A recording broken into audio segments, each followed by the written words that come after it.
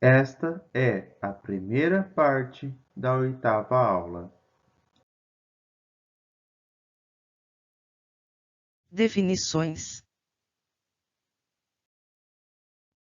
Uma definição matemática é uma convenção que consiste em usar um nome, ou uma sentença breve, para designar um objeto ou uma propriedade, cuja descrição normalmente exigiria o emprego de uma sentença mais longa. Ou seja, há uma dificuldade enorme em fazer uma definição. Vejamos algumas definições, como exemplo. Exemplo 1. Vamos ver aqui, então, a definição de número par. Bom, definição. Um número inteiro x é par se existe um inteiro a tal que x é igual a 2a. Exemplo 2. Vamos ver aqui, então, a definição de função afim. Então, definição. Seja D um subconjunto dos números reais, ou seja, aqui D vai ser nosso domínio.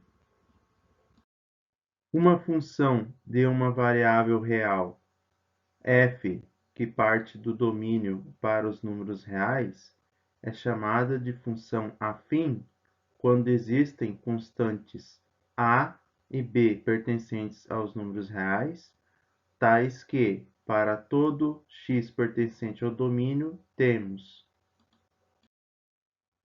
f de x é igual a x mais b. Exemplo 3. Agora vamos ver a definição de conjunto vazio. Então, aqui, definição. O conjunto vazio, denotado por esse O com um traço transversal, é um conjunto que não possui nenhum elemento, ou seja, não existe x tal que x pertence ao conjunto vazio. Na apresentação de uma teoria matemática, toda definição faz uso de termos específicos, os quais foram definidos usando outros termos, e assim sucessivamente. Este processo iterativo leva a 3 possibilidades. Continua indefinidamente, cada definição dependendo de outras anteriores, sem nunca chegar ao fim. Ou seja, essa é aquela definição que depende de outras definições, mas essas outras definições também dependem de outras definições, e isso nunca vai acabar. Conduz a uma circularidade, como nos dicionários.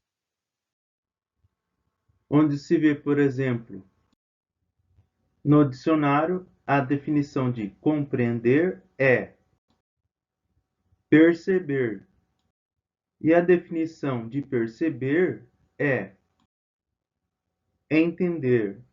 E no dicionário, a definição de entender é compreender, assim completando o ciclo.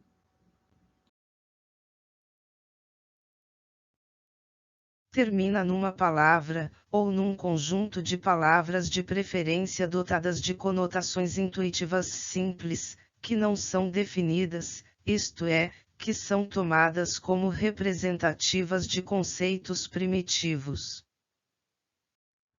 Exemplos de conceitos primitivos são o de ponto, reta e conjunto.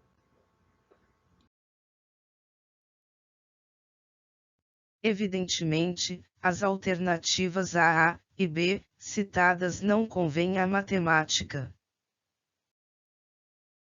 A alternativa C é adotada. Se prestarmos atenção, veremos que foi assim que aprendemos a falar.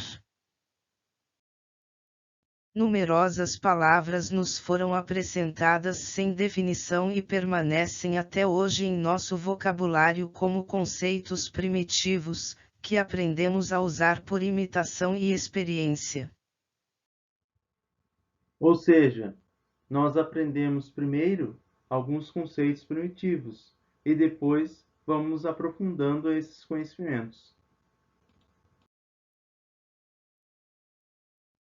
Para poder empregar os conceitos primitivos adequadamente, é necessário dispor de um conjunto de princípios ou regras que disciplinem sua utilização e estabeleçam suas propriedades. Tais princípios são chamados axiomas ou postulados. Assim como os conceitos primitivos são objetos que não se definem, os axiomas são proposições que não se demonstram.